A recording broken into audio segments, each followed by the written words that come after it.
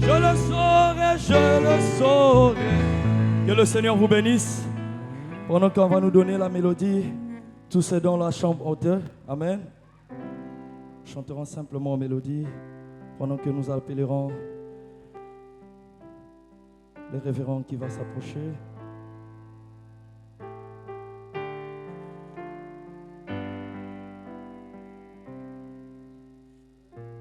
Tous dans la chambre haute étaient d'un commun accord. Quand le Saint-Esprit descendit, comme promis par le Seigneur. Oh oui, Seigneur, c'est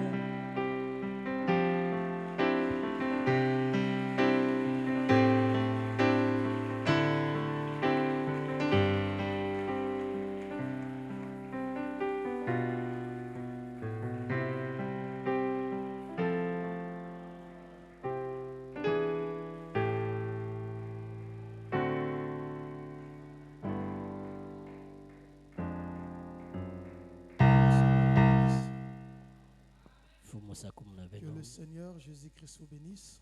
Nous vous saluons tous au nom du Seigneur Jésus-Christ. Nous allons nous tenir debout.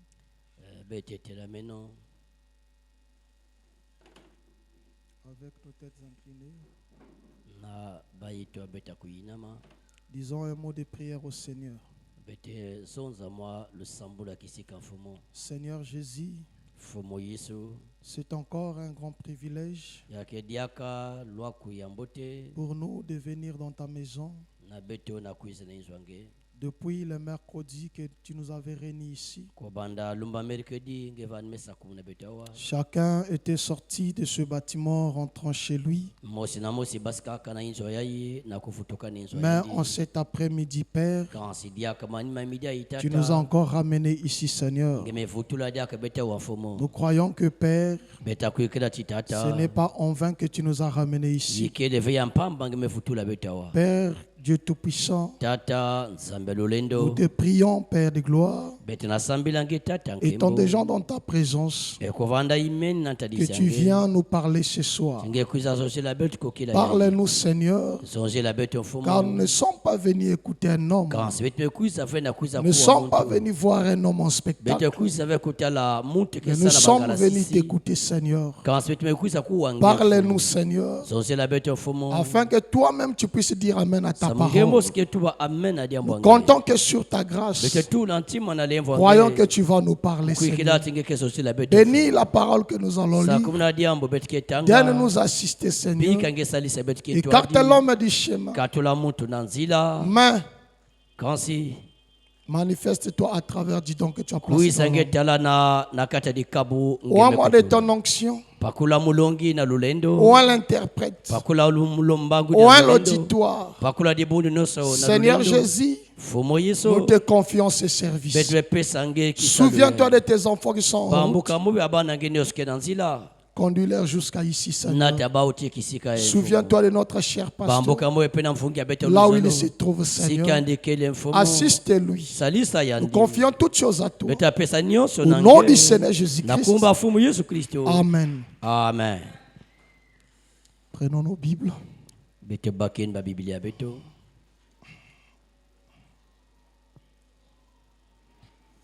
Nous lisons dans le livre de Luc.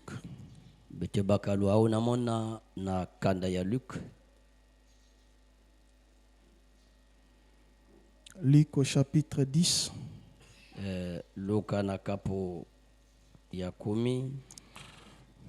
Je lis depuis le verset 25.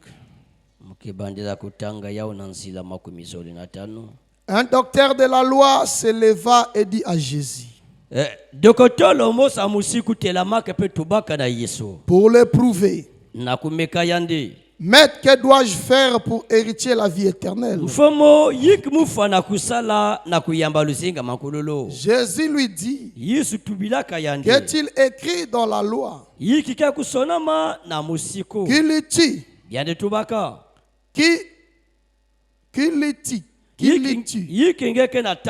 Il répondit, tu aimeras le Seigneur ton Dieu de tout ton cœur, de toute ton âme,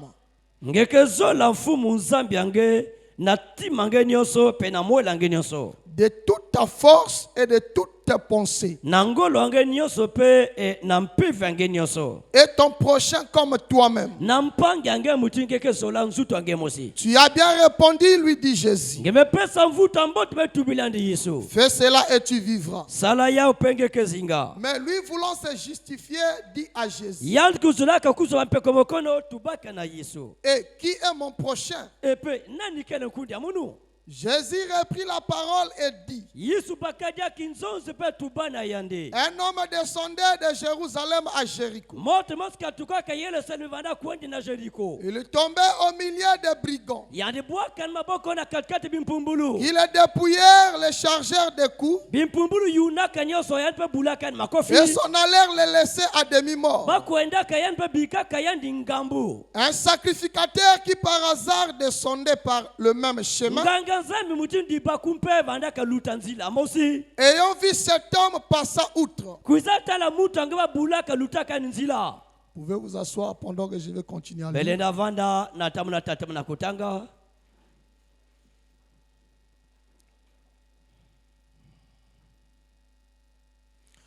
Un lévite qui arriva aussi dans ce lieu, l'ayant vu passer outre. Mais un Samaritain qui voyageait, étant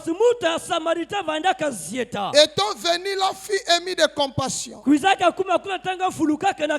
Lorsqu'il le vit, il s'approcha et bonda ses plaies, et en y versant de l'huile et du vin,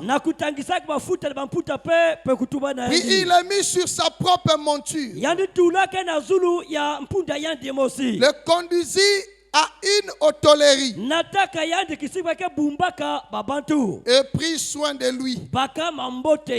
Le lendemain, il tira des deniers, les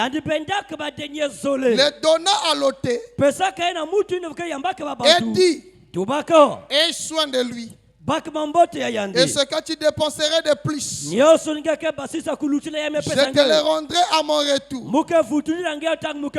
Lequel de ces trois te semble avoir été le prochain de celui qui était tombé au milieu des brigands?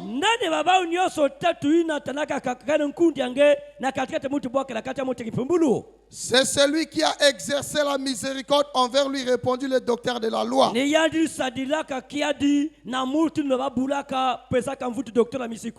Jésus lui dit, va et toi fais de même.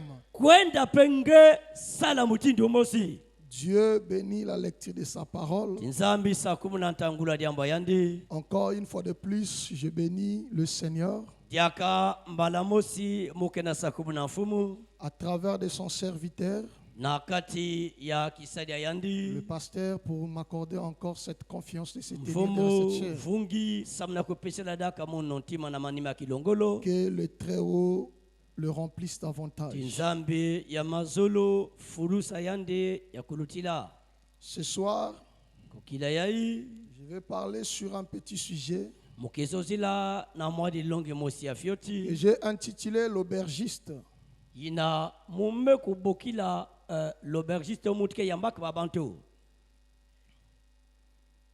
Dans quelques minutes, je vais parler sur cela. Et nous allons encore prier et retourner à la maison. Mais ma prière, dans ces quelques minutes, je voulais avoir votre attention.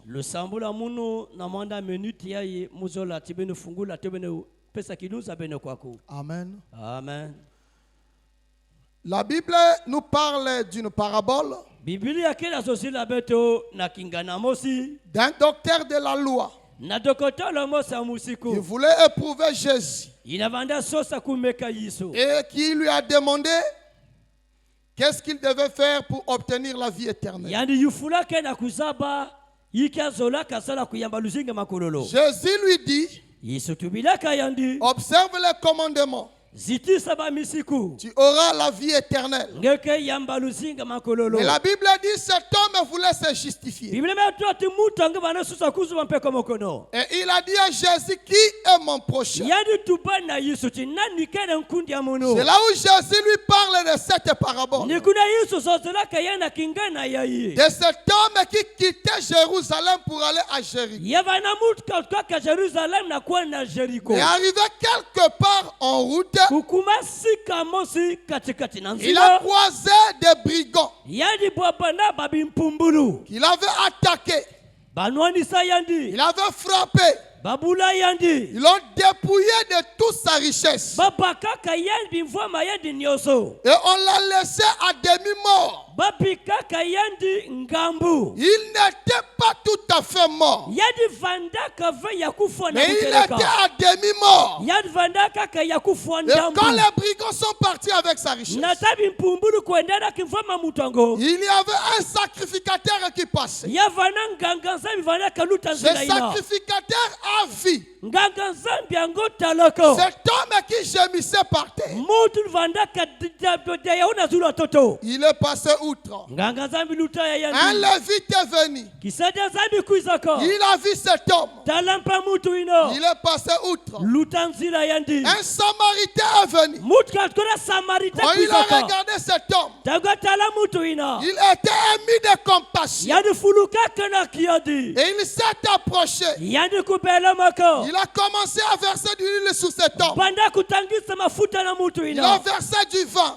Il a pris cet homme. Il l'a mis sur son propre monture. Et il l'a amené dans une hôtellerie. Là, il a passé la nuit. Et le matin, il a appelé le propriétaire de l'auberge.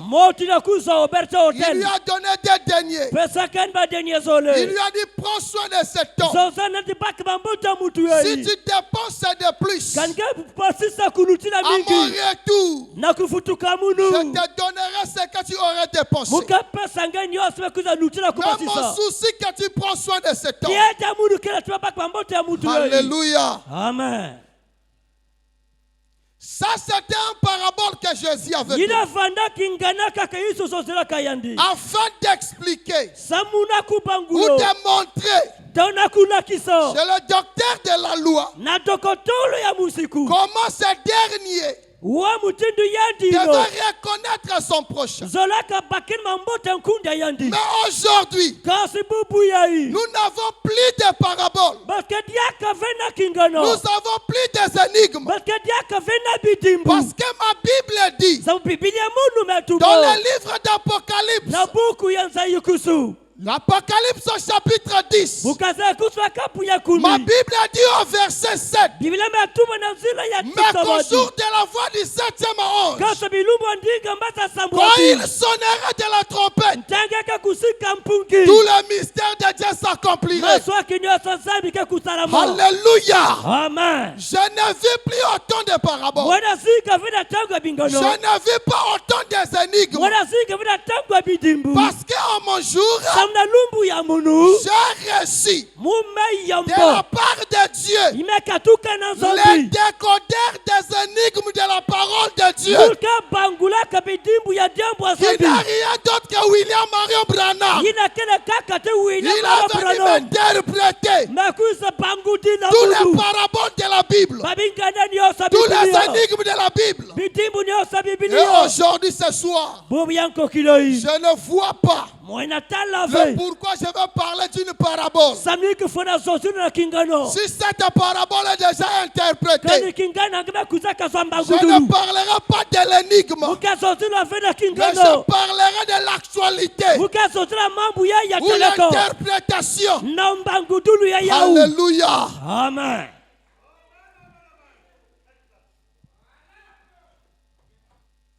Cet homme quittait Jérusalem pour aller à Jéricho. Mais souvenez-vous qu'il n'était pas encore arrivé à Jéricho. Donc il était entre Jérusalem et Jéricho. C'est là où les brigands l'ont attaqué. Alléluia. Amen. Je répare ton arrière. Je répare ton arrière. De quoi Jésus parlait? Jésus montrait le véritable voyage d'un fils de Dieu que moi je connais. Adam. C'est Adam qui voyageait. Il quittait Jérusalem d'en haut pour rentrer dans Jéricho. Mais quelque part au milieu, entre Jérusalem et Jéricho, Adam a croisé des brigands. Vous allez me dire, mais comment? Moi je vais vous dire ceci. Genèse n'était pas le commencement. Nous avons cru que Genèse était le commencement par rapport à la prédication de Moïse. Lorsque Moïse vient, il dit au commencement, Dieu créa les cieux et la terre.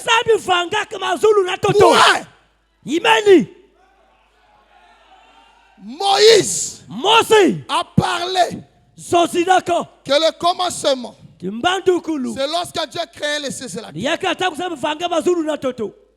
Mais si nous évoluons un peu, nous croisons la prédication de Jean. Même la prédication de Jean n'est pas la véritable révélation du commencement. Parce que Jean dit, au commencement était la parole. Et la parole était avec Dieu.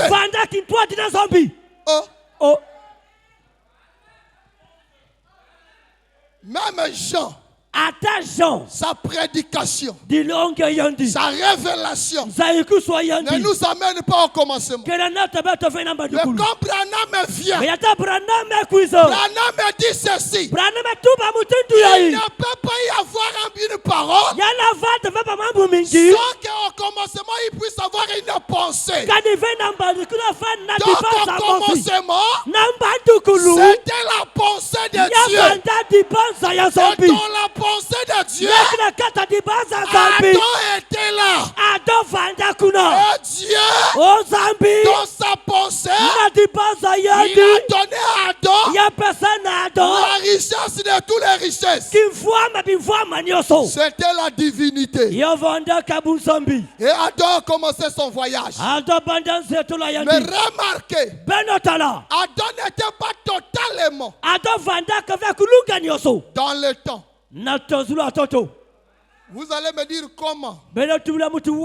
Adam mangeait. Adam dormait. Il n'était pas totalement dans le temps. Il vivait dans le monde que Jésus vivait. Jésus n'était pas totalement dans le temps. Parce qu'il a dit à Nicodème, le fils de l'homme qui est dans le ciel et qui est sur la terre. Nicodème était embrouillé.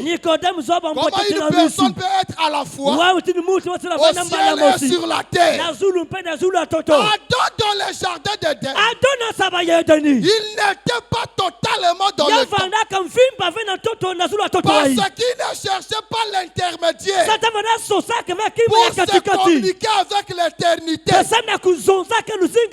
Il pouvait voyager dans sa pensée et atteindre l'éternité. Mais là où il se trouvait, il était au milieu du chemin. C'est là où le diable est venu. Le diable a terrassé Adam. Adam n'était pas mort. Il a laissé Adam à demi-mort. Il a dépouillé Adam. Alléluia. Amen. Il a dépouillé Adam de sa richesse que Dieu lui a donnée. Je peux lire Frère Branham.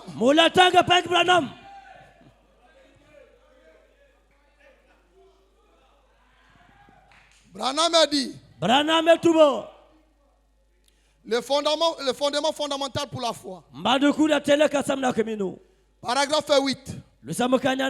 Branham a dit ceci. Peu importe dans quel état un homme se trouve,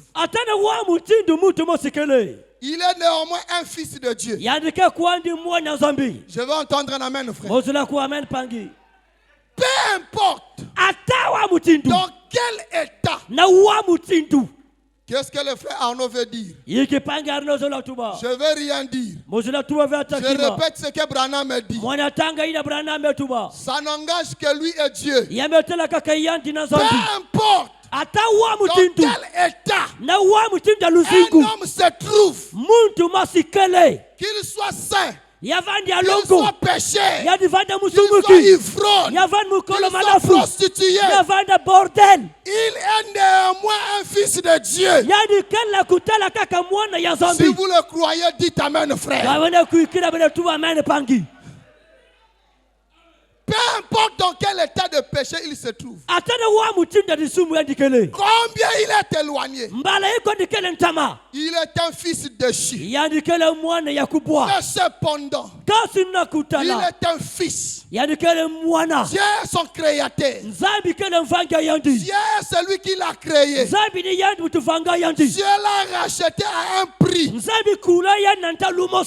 se peut qu'il n'admette jamais cela. Il se peut qu'il n'accepte jamais cela. Même si tu ne crois pas que tu es un fils de Dieu, tu es une fille de Dieu, ce soir, avec l'autorisation de William Branham, je te dis que tu es un fils de Dieu, tu es une fille de Dieu.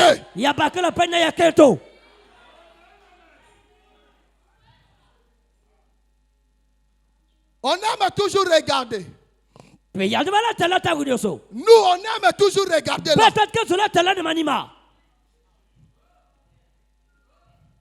Oh, les nous autres. Oh, Branham te dit. Même si tu ne veux pas l'accepter.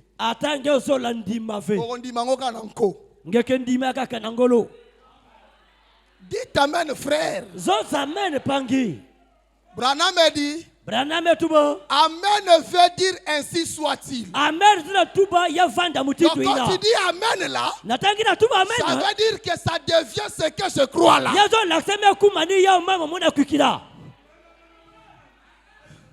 Il se peut que il n'accepte jamais cela. Il se peut que ça ne lui fasse aucun bien. Mais cependant, il est un fils et elle est une fille de Dieu. Et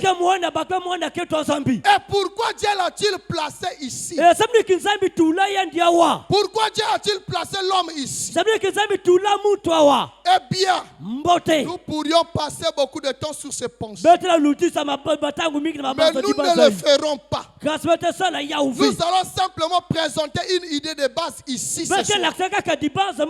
Ensuite, nous allons prier pour le malade. En effet, le prédicateur en a peut-être déjà parlé et tout.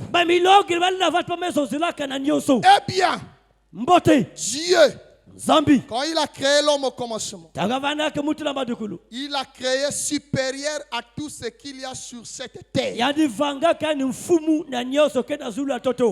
a donné la juridiction de tous sur la terre pour tout contrôler. Il contrôlait les animaux. Il contrôlait les volatiles, le poisson de mer. Il contrôlait le vent. Il contrôlait les végétaux. Il contrôlait tout. Paragraphe 9. L'homme a été créé un Dieu secondaire sur la terre. Tu as été créé un Dieu secondaire sur la terre. Il lui a été donné le pouvoir de contrôler tout. Tous les éléments sur la terre. C'était Adam. Il avait été donné à Adam tous ces grands pouvoirs. Mais alors, le pouvoir qui lui a été donné pour faire son choix, c'est par cela qu'il est tombé. Alors, Adam pouvait parler au vent et le vent s'arrêtait. Il pouvait parler aux arbres et les arbres lui obéissaient. Il pouvait parler à la nature et elle lui obéissait. Il pouvait parler aux eaux. Tout ce qui existait, tout obéissait à Adam. Eh bien, c'est ça le commencement de l'homme. Ce n'est pas ce que vous vivez aujourd'hui. L'homme avait l'autorité sur la terre.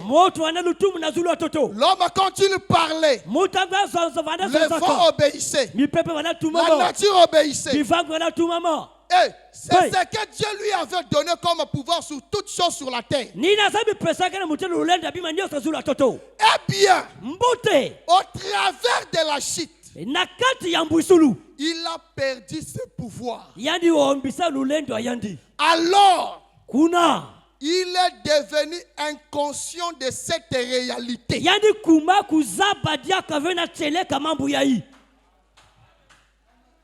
Hein? Après que le brigand, le diable et Satan a tabassé Adam. Adam est devenu inconscient de la réalité de sa vie. C'est pour cela Adam ne pouvait plus parler au lion. Il fuyait les lions. C'est pour cela même les chiens. Aujourd'hui, Adam est en train de fuir les chiens. Parce que il est inconscient de la réalité de sa vie passée. Le pourquoi Dieu l'avait placé sur la terre.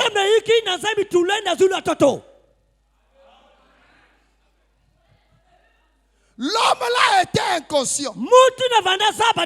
L'homme est inconscient. Les nouvelles sont arrivées aussi. Oh Père, ton fils là-bas, on l'a laissé à demi-mort. Dieu est descendu. Quand il a vu la condition de son fils, Dieu a regretté. Mais son fils n'était pas mort. Il commence maintenant à chercher un homme qui pouvait prendre soin de son fils, qui pouvait ramener la mémoire de son fils. Or que là-bas, c'était le matin. C'était le matin que Dieu est descendu. Dieu a commencé maintenant à consulter le personne qui pouvait accepter la charge de prendre Adam, de prendre l'homme, de lui restituer, alléluia, Amen, de le restaurer, ce qu'il avait perdu.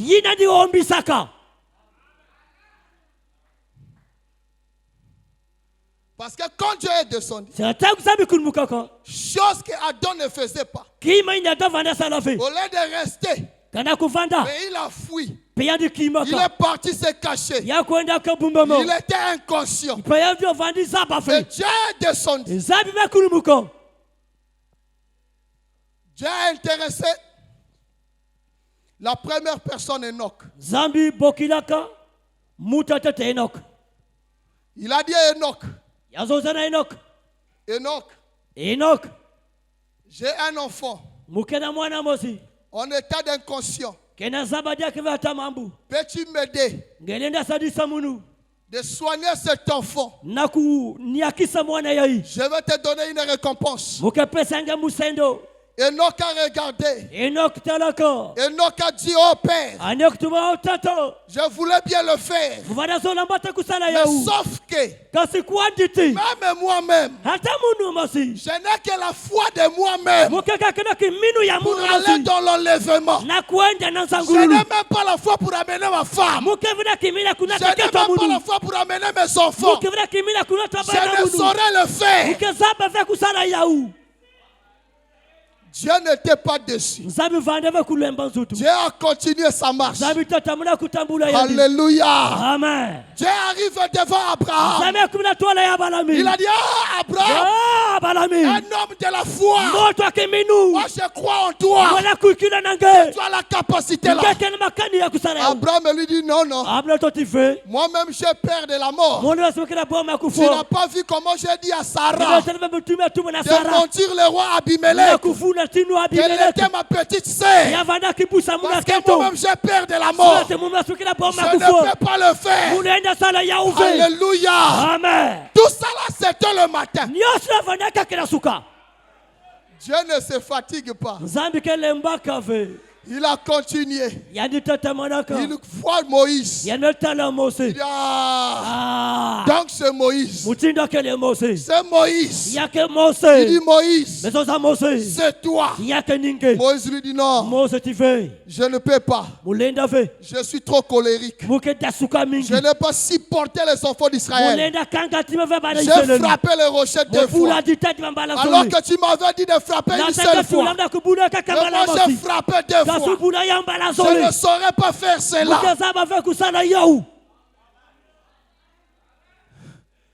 Dieu a dit, là c'est grave. Ça ne marche pas. Qui d'autre? Je vais prendre David. Il regarde David.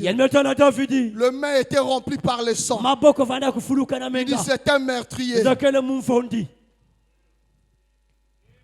Dieu regarde Salomon avec la sagesse. Mais il voit comme ça. À un moment donné, Salomon était devenu idolâtre. Il va dévier la foi de mon fils. On est arrivé à 11h.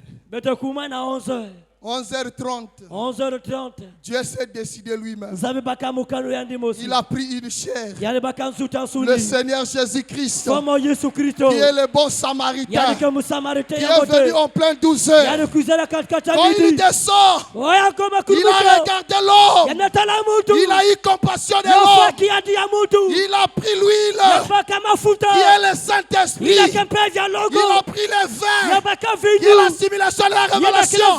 Il a commencé à verser sur l'homme. Il a pris sa monture, qui n'est rien d'autre que la puissance de la résurrection. Il a fait monter l'homme. Il a amené.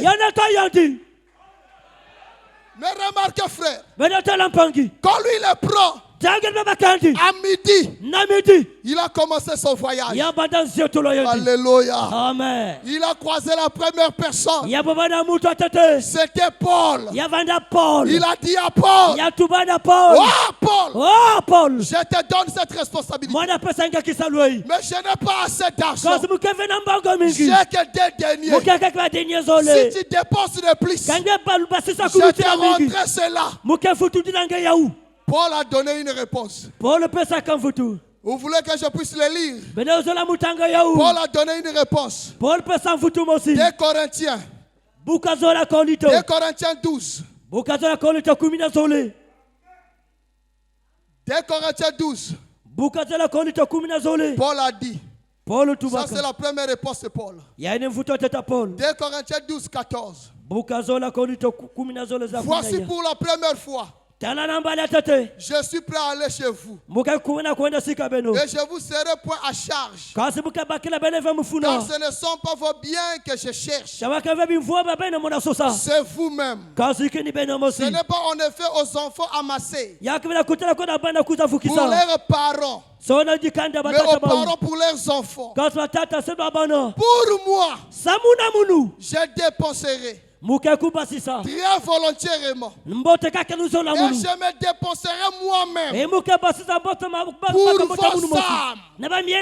Dis-je, en vous aimant davantage et moins être aimé. Mais Paul ne l'a jamais fait. Il ne s'est jamais dépensé lui-même. Parce qu'il a dit encore, moi Paul, je connais en partie, je prophétise en partie, mais quand le parfait viendra, le partiel disparaîtra. Si je leur donne ma connaissance en partie, quand le parfait viendra, ça ne servira à rien. Dieu a évolué. Il a continué son chemin. Il a croisé Martin Luther.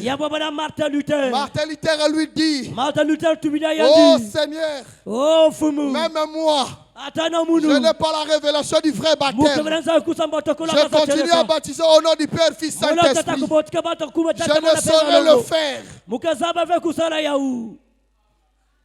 Dieu était fatigué. Dieu était là avec son fils. Dans un état inconscient. Mais quand il a avancé, il a regardé. Il a regardé vers les montagnes de Kentucky. Il a vu un montagnard de Kentucky. Il a vu un courbonhomme qui s'est tenu là. Il a dit, oh monsieur Branham, acceptes-tu la charge de mes enfants afin de réveiller leur conscience? Branham me dit, oui Seigneur, je l'accepte. Vous me direz, pourquoi? C'est le mot Branham. Je laisse Branham parler. Hein? Aujourd'hui, Dieu avait la dette de Branham. Parce qu'il a dit à Branham, je te donne 2 deniers. Je te donne les 2 poules. Si le peuple n'est pas guéri, dépense ton argent. Dépense ta foi. Quand moi je reviendrai, je vais te rendre tes dépenses. Frère Branham me dit, dans la brochure, viens et suis-moi. Viens, suis-moi. Écoutez Frère Branham. Paragraphe 38. Les enfants, chacun de vous paraît comme mon enfant. Chacun de vous paraît juste comme mon fils et ma fille. Et dans un sens, vous l'êtes. Voyez-vous, spirituellement parlant, c'est vrai. Le Seigneur est Dieu. Hein? Le Seigneur est Dieu. A placé vos âmes à ma charge. Oh, je vais entendre un amen, frère. Nos âmes, nos vies, et à la charge de William Branham.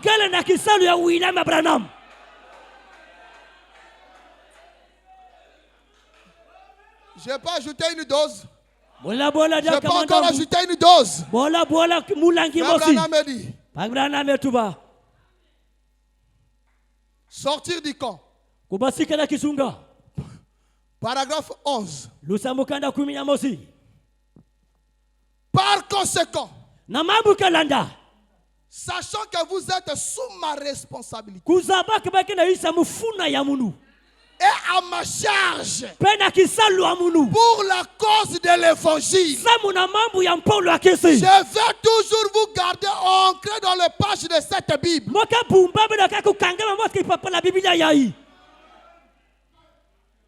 Dieu a trouvé Branham. Il a dit à Branham, je te donne les 2 derniers. Ces âmes ici, et sous ta charge, c'est mes enfants. Toi, traite-eux. Ramène leur conscience.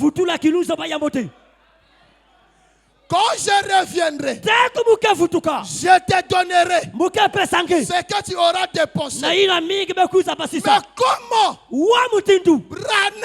Branham devait ramener notre conscience?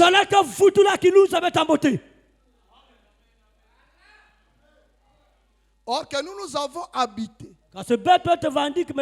dans la pensée de Dieu depuis l'éternité. Dans la pensée de Dieu, chaque jour, le Père nous jouait une mélodie. Et nous nous réjouissons. Le Père nous parlait de quelque chose. Et nous nous réjouissons. Et quand lui il dit à Branham de ramener notre état, ça devait seulement être avec des paroles de l'éternité. Alléluia. Amen. Où est-ce qu'on devait avoir les paroles de l'éternité? Les paroles de l'éternité devaient quitter l'éternité pour entrer dans le temps. Frère Branham me dit, il n'y a qu'une seule livre qui a été écrit avant la fondation du monde. Le reste des livres de la Bible étaient écrits dans le temps. Il n'y a qu'une seule livre qui a été écrit avant le temps. C'est le livre de l'Apocalypse. C'est pour cela n'est pas donné à n'importe qui d'y entrer. Mais frère Branham me dit, le livre de l'Apocalypse est réservé exclusivement aux serviteur du temps de la fin. Oh, je veux entendre un amen. Je vais le lire, frère. Dieu va te retrouver au son de la trompette. Frère Branham me dit, Apocalypse, livre de symboles. Paragraphe 51. Oh là là. Nous pourrions rester là-dessus pendant une semaine. Notez. C'est une révélation. Ce livre est pour les serviteurs de Dieu de ces derniers temps. Quand le temps est proche, quand ce livre sera révélé, maintenant, plus loin dans le livre, nous découvrons que le livre était clos et fermé. Et c'est là jusqu'à la fin des temps. À travers les âges, ils ont essayé cela. Rappelez-vous, la Bible qui fut prise de la main de Dieu, assis sous son trône, était fermée et scellée avec ses 7 sceaux sur le dos. Et personne dans les cieux, ni sur la terre, nulle part ne fut digne de prendre le livre, d'en ouvrir le sceau, ou même de le regarder. Mais l'agneau vint et l'ouvrit. Paragraphe 54. Maintenant, quand a été écrit le livre de l'Apocalypse, en premier lieu, il fut écrit avant la fondation du monde. Et Jean, seulement, par un cœur rempli du Saint-Esprit. Si Jean avait reproduit les écritures là, c'est seulement par un cœur rempli du Saint-Esprit que Dieu lui a montré cela. Mais ce livre avait été écrit avant la fondation du monde. Et que le Père, dans la pensée éternelle, il nous parlait du mystère du 7e sceau. Maintenant regardez, dans l'éternité, les anges ont apporté le 7 sceaux.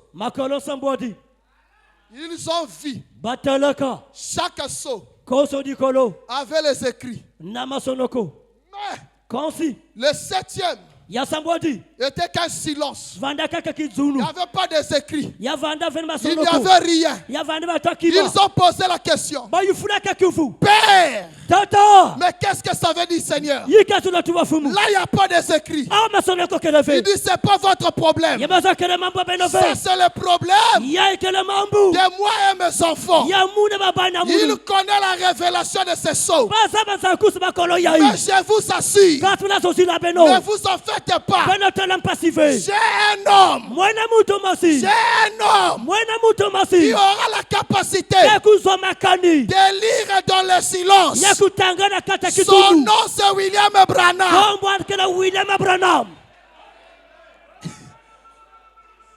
Amen. Amen. Amen. Amen. Vous voulez que je les lise? Vous voulez que je les lise?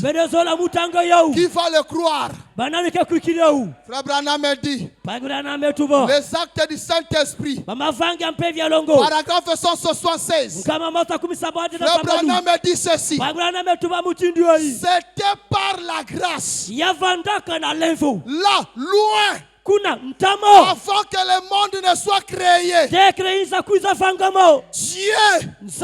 a parlé à ses êtres angéliques.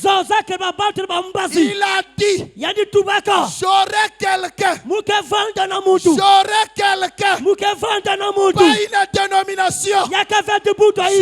quelqu'un du nom de William Branham qui prêchera l'évangile. Alléluia. Amen. C'est pour cela que le diable a écouté le nom de Frère Branham. Qu'est-ce qu'il a fait? Il empêche les gens de croire Frère Branham autant qu'elle est un prophète, parce qu'il est le seul qui doit lire dans le silence du 7e sceau afin de restaurer la conscience de l'homme.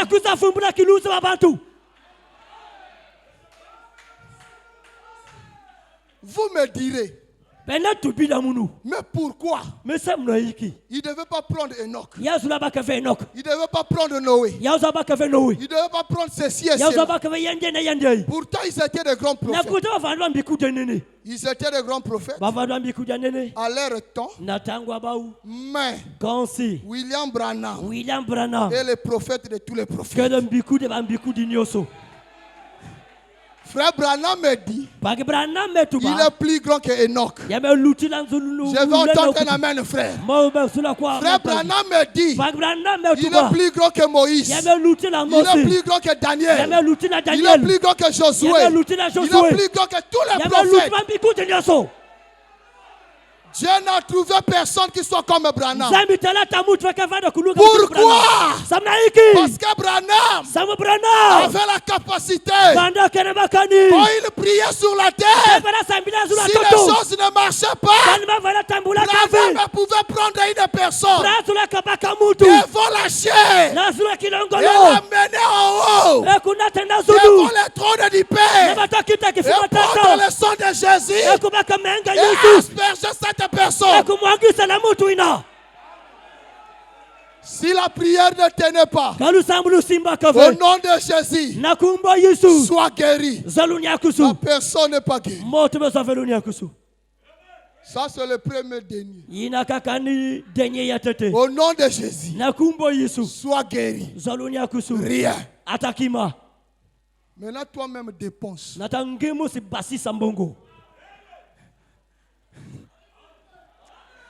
Branham me dit. Frère Branham me dit. J'étais devant une jeune fille qui était aveugle.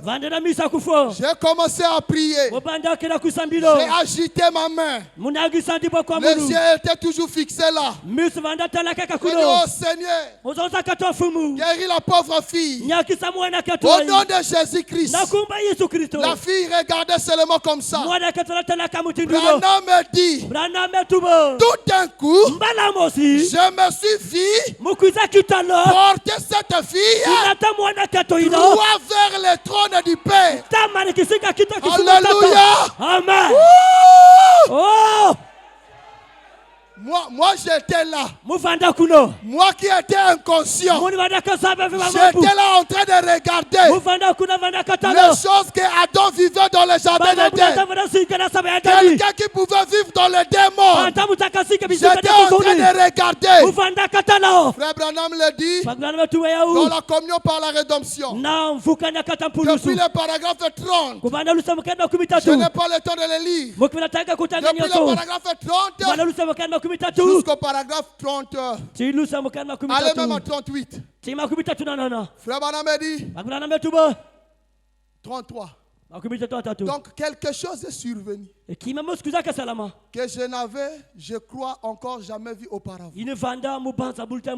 Frère Neville, ce n'était pas comme une vision que vous verrez. Mais il semblait que je pouvais me voir amener cette petite devant le trône de Dieu là-haut, devant Dieu, et dire à Dieu, Père, cette pauvre petite, elle est aveugle. Et d'appliquer le sang du Seigneur Jésus à l'enfant. Et puis quand elle a été assise, et frère, j'avais mon doigt en l'air comme ceci. Et j'ai dit, frère Martial, quelque chose se passe. J'ai dit, il me semble que je me voyais monter à travers le ciel avec cet enfant par la main.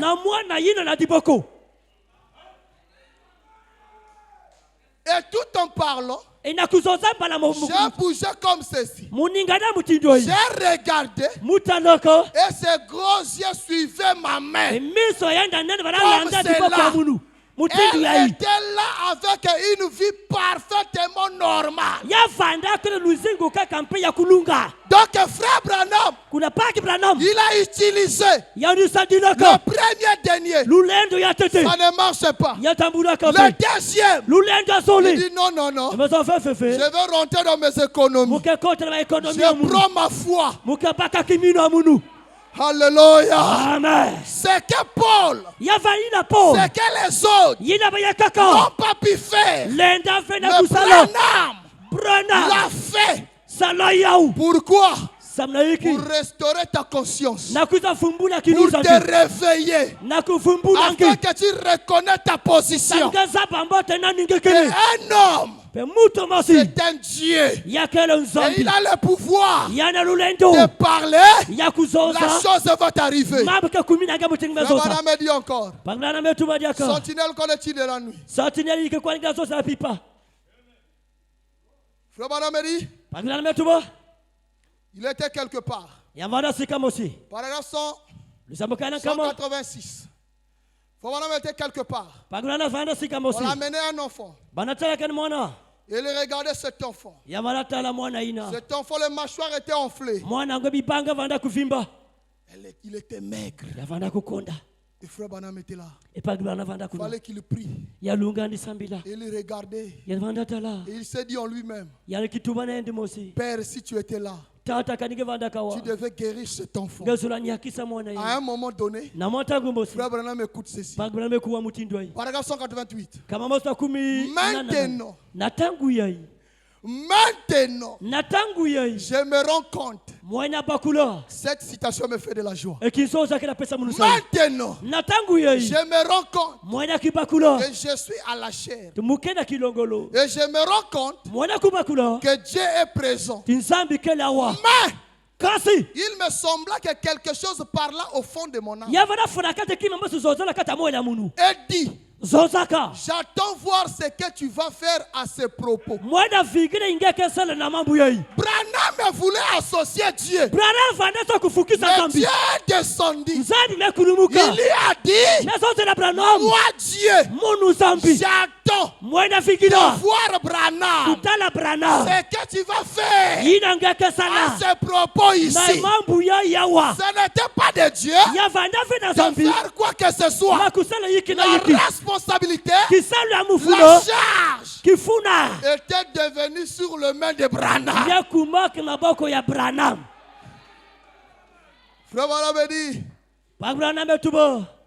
j'ai donné mon autorité à l'église. Vous voilà de nouveau. Parlez à cette montagne. J'ai donné mon autorité à l'église. Et j'attends voir ce que tu vas faire. Je me demandais si c'est ça son attitude envers nous chaque fois. Il attend voir ce que nous allons faire. Qu'en est-il des signes de temps sur lesquels nous venons de prêcher? Que fait-il? Il attend voir ce que nous allons faire. Frère Branham dit, j'avais signé le contrat. Je vais seulement prier. Le frère Branham a prié. Avançons. Branham a dit, dans la foi parfaite, Branham a dit ceci. Paragraphe 188. Le grand médecin qui est ici a dit, ces signes suivront ceux qui auront cru. S'il impose les mains aux malades, ils seront guéris. Et si vous dites à cette montagne, ôte-toi de là. Et si vous ne doutez pas en votre cœur, mais croyez, il peut créer, s'il peut créer des écureuils. Frère Branham dit, s'il peut créer des écureuils qui ne peuvent croire en aucun cas, ni n'ont la faculté. 3 points de suspension. Frère Branham commence à rectifier. Qui a créé les écureuils? Au départ, il a dit, si Dieu peut créer les écureuils, et quand il met 3 points de suspension, il commence à rectifier. Frère Branham me dit, c'est ma propre foi qui sort et qui fait cela. C'était la foi de Branham qui a créé les écureuils. Alléluia. Amen. On nous a toujours dit, la création des écureuils était le 3e poule. Mais Dieu lui avait donné 2 derniers. Donc le 3e poule, c'était la foi de Branham. Amen. Ma foi dans ce qu'il m'a poussé à demander m'a incité à le demander. Et j'ai accepté son défi. En obéissant à sa parole, je l'ai demandé et il est apparu. Dieu dans le ciel sait que c'est vrai. Peut-il aussi guérir le malade? S'il peut me lever en m'amenant ma foi ici en haut, même pour les gens, même si elles ne peuvent grimper jusqu'à ce cadre-là, s'ils n'y arrivent pas, il peut utiliser ma foi. Pas la foi de Dieu. Pas la foi de Dieu. La foi de Branham. Si tu n'as pas la foi, peu importe le don que tu as besoin. Alléluia. Amen. Je me sens bien ce soir. Peu importe le don que tu as besoin. Même si tu as besoin de la guérison maintenant, ce n'est pas la foi de Dieu. La foi de Branham. Tu n'as pas besoin de la foi de Branham. Parce que avait déjà crié à ta place. Tout ce que tu as besoin ce soir, c'est d'accepter que tu as reçu le don que tu as besoin.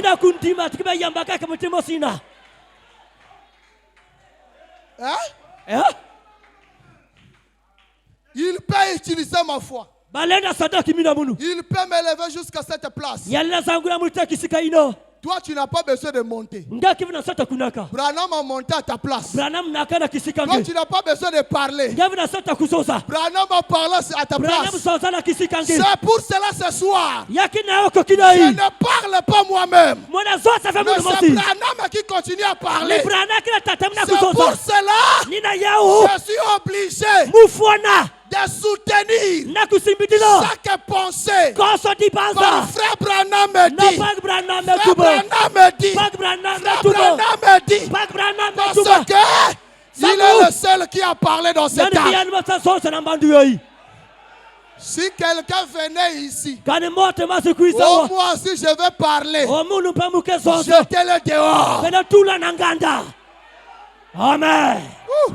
Amen. Branham me dit, utilisez ma foi. S'il peut m'élever jusqu'à cette place, je monte pour vous. Je crois pour vous. Je parle pour vous.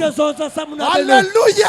Amen. C'est pour cela, en ce jour-là, il n'avait pas besoin de toute l'église pour aller demander le pardon de mariage et divorce.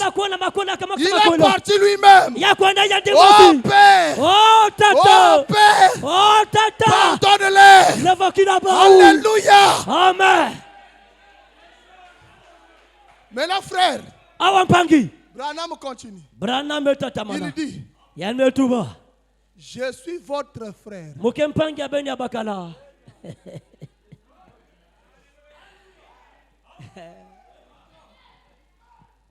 Je suis votre précieux frère.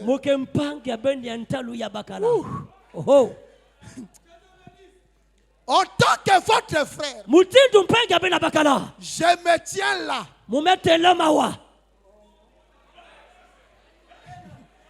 Frère, oh non, tokei réunion intercession. Vous allez partir intercéder. Oh. Je suis votre frère. Autant que votre frère, je me tiens là comme intercesseur. Et j'essaie de mon mieux de vous porter devant Dieu.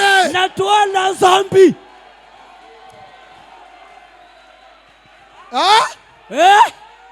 Il est notre frère. Mais il se tient comme un intercesseur qui essaie de son mieux de son mieux à lui de nous apporter, nous qui étions éloignés de Dieu, nous qui portons le feu de figuier, nous qui se cachons de la présence de Dieu. Branham essaie de son mieux de nous apporter devant Dieu. Écoutez. Hey. Je suis debout maintenant. Hein? J'étais debout.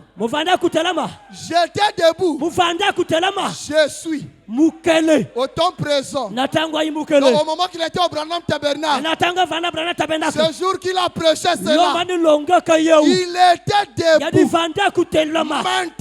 Maintenant, juste devant le trône blanc, pointons mon doigt vers les sacrifices sanglants et déclarons par son nom que c'est fait. Que ton problème a trouvé solution. Que ta bénédiction est déjà résolue. Alléluia. Merci Seigneur. Maintenant écoutez le problème. L'homme, dans son état de conscience, Il ne connaît pas. C'est lui qui l'a transporté. Amen. Ouh. Il est là. Demi-mort. On lui réanime. On le réanime. À la grande surprise, il se réveille. Quand il se réveille, il ne voit personne d'autre que l'homme de Kentucky. Maintenant, regardez l'homme. Il s'est précipité. Il s'est agenouillé. Il voulait adorer Branham. Mais Branham a dit, lève-toi. Lève-toi. Ne le fais pas. Je ne le suis pas. Je ne suis pas celui-là. L'homme a dit, l'homme a dit, mais je ne vois personne d'autre. C'est toi mon Dieu. Branham a dit non. Je ne suis pas ton Dieu. Il m'a confié ta charge. Il m'a dit de réveiller ta conscience. Alléluia. Amen. Merci Seigneur. Amen. Amen. Dieu au ciel regardait comment la scène s'est passée. La discussion a commencé. L'homme a dit, tu es mon Dieu, je veux t'adorer. Branham a dit, je ne suis pas ton Dieu, tu ne peux pas m'adorer. Alléluia. L'homme a dit, si tu n'es pas mon Dieu, alors qui est mon Dieu? Branham a dit, il m'a laissé des deniers. Il m'a dit, je suis parti. Quand je vais revenir, dans ma seconde venue, je te rendrai ce que tu as dépensé. Amen. Si vous m'adorez, je manquerai ma récompense. L'homme a dit, si tu ne me montres pas celui-là que je dois adorer, c'est toi que je dois adorer.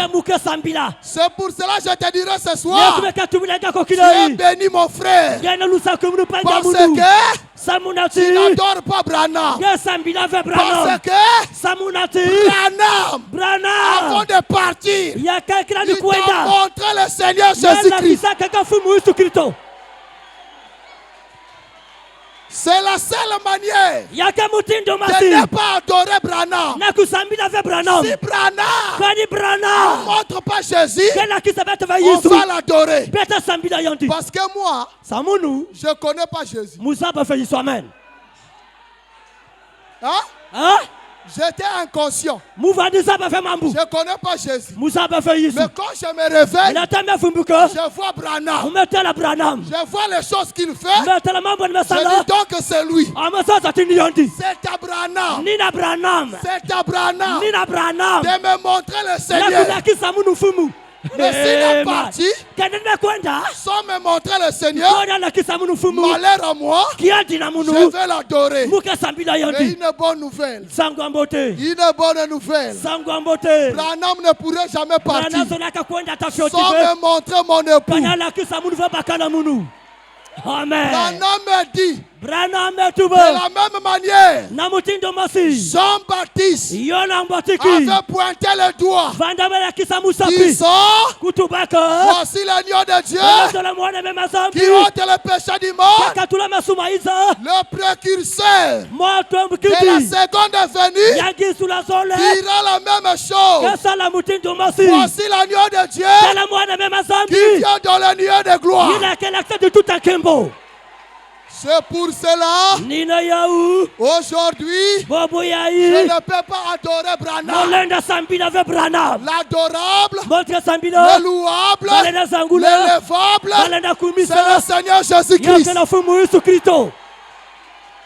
C'est en son nom que nous baptisons. C'est en son nom que nous bénissons les mariages. C'est en son nom que nous prions. Le Seigneur Jésus-Christ.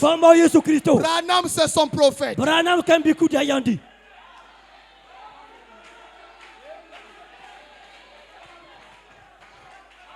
Dieu au ciel regardait. Dieu au ciel regarde.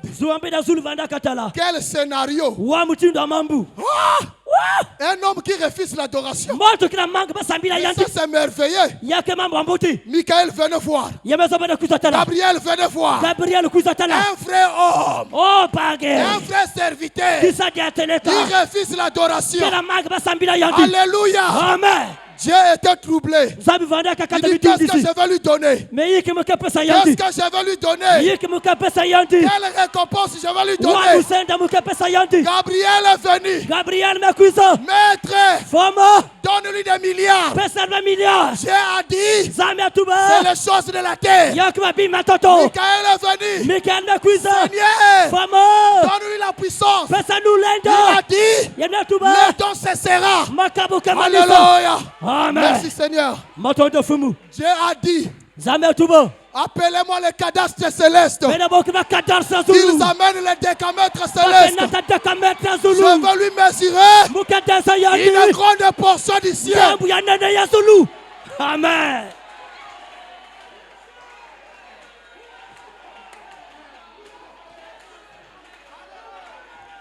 Je ne savais pas auparavant qu'il y avait même les cadastres au ciel. Il y avait les décamètres célestes. Ils ont pris. Ils ont mesuré. Dieu a dit, ça c'est la limite de Paul dépassée. Ça c'est la limite de Wesley dépassée. Mais donnez de grandes portions. Alléluia. Amen. Branham me dit.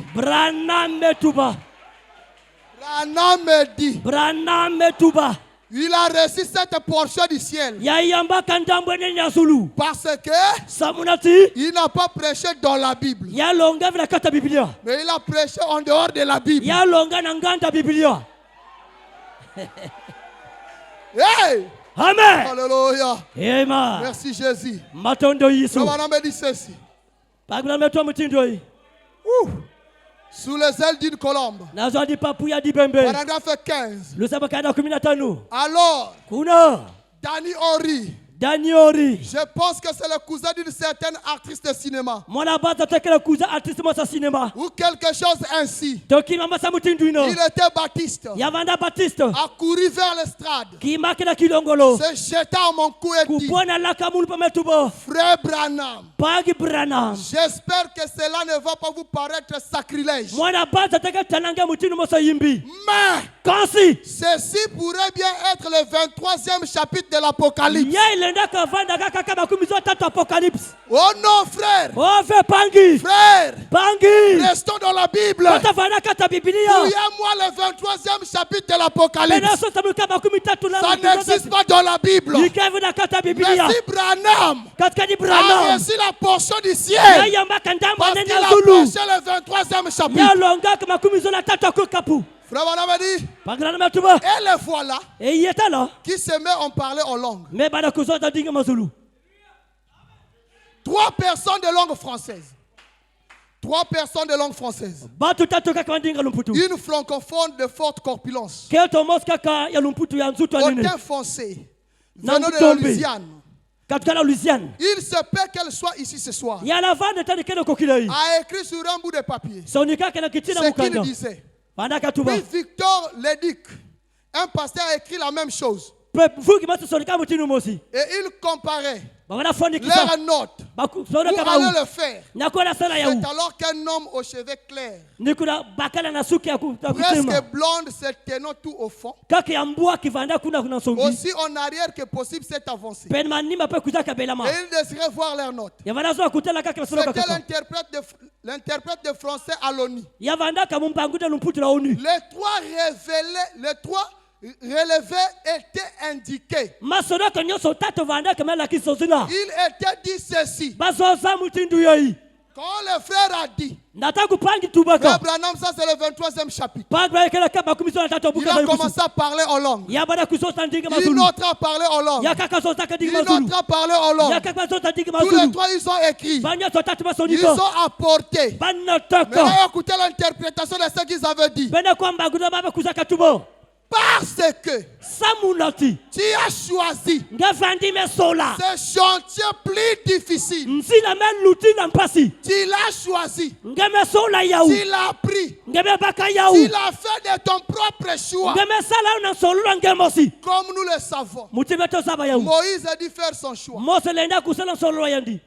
Il dit, ceci est le chemin précieux correct. C'est mon chemin. Quelle glorieuse décision tu as prise. À cause de ceci, une vaste portion du ciel t'attend. Lorsque Dieu a donné comme récompense à frère Branham cette grande portion du ciel, quand Dieu a regardé, nous avons écouté Branham, on n'a pas accepté d'adorer Branham. Dieu a vu la communion, Dieu a vu le contact, et Dieu a regardé, je lui ai donné le ciel. Il va vivre là-bas avec qui? Et Dieu s'est écrié, tout ce que tu as aimé, et tout ce qui t'ont aimé, je te le donne. Alléluia. Amen. Écoutez frère, ce soir, Branham ne m'a pas aimé. Et moi j'ai aimé Branham. Je suis conscient. Je suis persuadé. Je ne rentrerai pas dans le ciel de Paul, mais je rentrerai dans le ciel de Branham. C'est pour cela frère Branham, comme son ciel est tellement grand, il avait vu des milliers de personnes. Alléluia. Amen. Oh, aujourd'hui frère, tu dois être fier de ce que tu crois. Tu dois être fier de croire de Branham. Alléluia. Amen. Parce que c'est lui seul qui a maintenant une portion du ciel. Si tu refuses de Branham, il n'y a plus de ciel au haut. Mais si tu acceptes Branham, il y a encore des endroits dans son ciel. Tu vas rentrer dans le ciel de Branham. Toi qui as cru ce message, rassure-toi, tu vas rentrer dans le ciel de Branham. Que le Seigneur Jésus-Christ vous bénisse.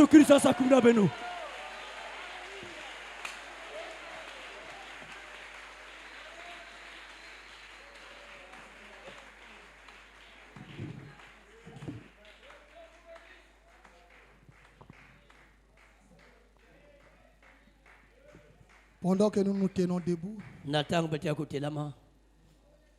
alors que notre conscience a été restaurée, nous sommes de Dieu. La vraie mission de William Branham était de venir restaurer la conscience de l'homme. Et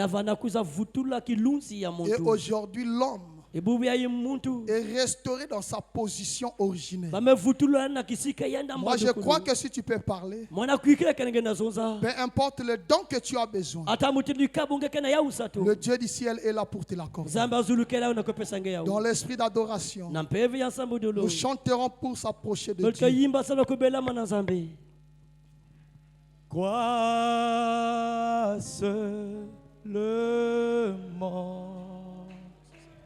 Oh, quoi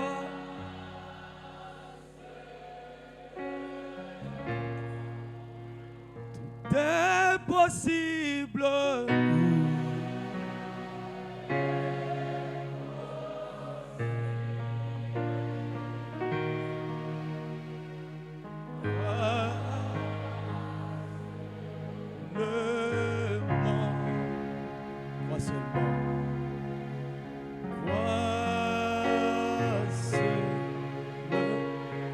Crois seulement.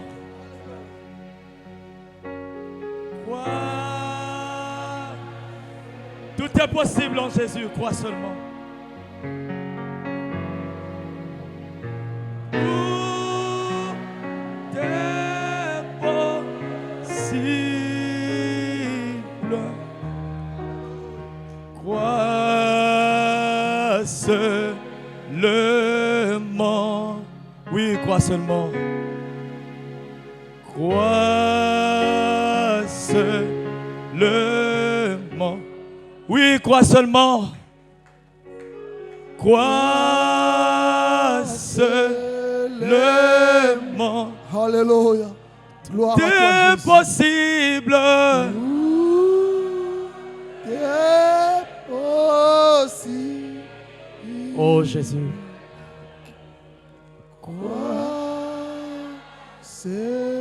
Jésus est là. Jésus est là. Jésus est là. Alléluia. Jésus est là. Tout est possible. Tout est possible. Jésus. Élevons tous nos voix dans la prière. Parlez-lui dans la prière. Prions tous le Seigneur.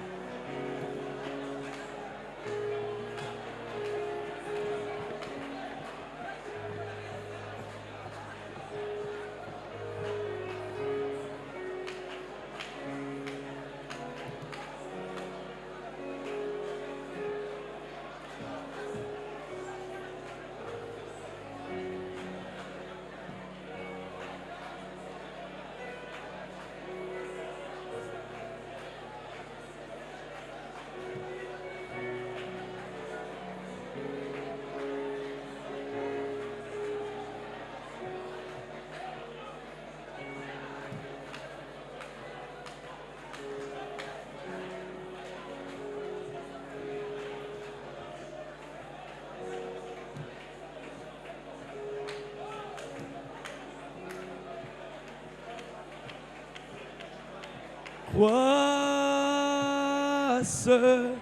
le monde.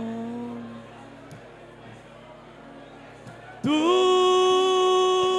est possible. Croisse le monde. Croisse le monde. Croisse le monde. Tout est possible. Croisse le monde. Jésus est là. Jésus est là. Jésus est là. Jésus est là. Tout est possible.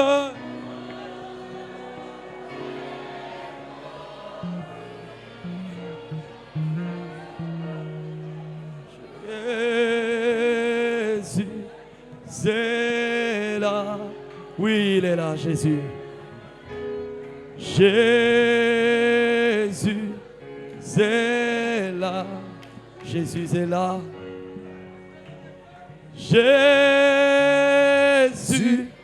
est là. Oh, tout est possible. Tout est possible. Jésus est là. Merci Seigneur. Éternel notre Dieu, notre Père, Seigneur des seigneurs et roi des rois, Seigneur, ce soir nous sommes émerveillés par ton plan de la rédemption. Seigneur, nous nous sentons si bien. Oh Dieu, que de savoir que toi tu as pourvu un plan, Seigneur, et que tu nous as pas laissé dans le chaos. Seigneur, tu nous as pas laissé dans le désastre. Seigneur, tu n'étais pas seulement arrêté à la chute de l'homme, mais en ce temps de la fin, tu es venu relever l'homme, Seigneur. Et nous croyons que l'homme est debout en ce temps de la fin. L'homme est conscient en ce temps de la fin. L'homme est relevé en ce temps de la fin.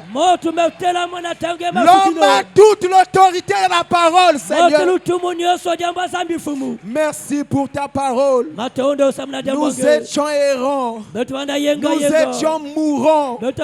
Nous étions inconscients, Seigneur. Mais tu nous as pris. Tu nous as amenés chez l'aubergiste, Seigneur. Tu lui as donné 2 deniers et tu lui as dit que si les dépenses en plus, tu vas lui rembourser. Seigneur, et c'est ce qu'il a fait. Et tu lui as donné une vaste portion du ciel. Seigneur, ce soir, nous te disons merci parce que nous avons le ciel qui est acquis. Tous ceux-là que tu as aimés et tous ceux-là qui t'ont aimé. Seigneur, merci, Papa. Merci pour le message. Merci pour le message. Si William Branham n'était pas venu, Seigneur, nous serions malades. Nous serions errants. Seigneur, nous serons, Dieu, au Père de gloire, dans un état d'inconscience. Mais comme il est venu, Seigneur, tu as dit si tu amènes les gens à te croire, aucune maladie ne pourra résister. Seigneur, nous condamnons la maladie. Nous condamnons condamnons la malédiction. Nous condamnons la misère. Oh Dieu, nous condamnons la mauvaise vie. Laisse que le Saint-Esprit, oh Dieu, puisse se déverser dans nos cœurs en ce soir. Que l'amour de Dieu se déverse en nous. Merci encore une fois. Bénis ta parole dans nos cœurs. Bénis ton serviteur. Bénis notre pasteur. Accorde le désir de chaque cœur. Et je crois que par la puissance de ta parole, Seigneur, chaque cœur est récompensé. Que la lumière nous suive dans nos maisons. Que la vie nous suive dans nos maisons. Que ta présence nous accompagne. Et que, oh Dieu, cela puisse inonder nos cœurs. Bénis chacun de nous en ce soir. Bénis tous les saints. Bénis Israël, les enfants du prophète. Bénis les dîmes et les offrandes. Alors que nous te remercions. Et encore une fois, Seigneur, nous t'exprimons ce sentiment de satisfaction. Merci, Seigneur. Puisse ton nom être glorifié au siècle sans fin. Au nom de Jésus, nous avons ainsi prié et demandé. Amen. Amen. Nous donnons encore des acclamations.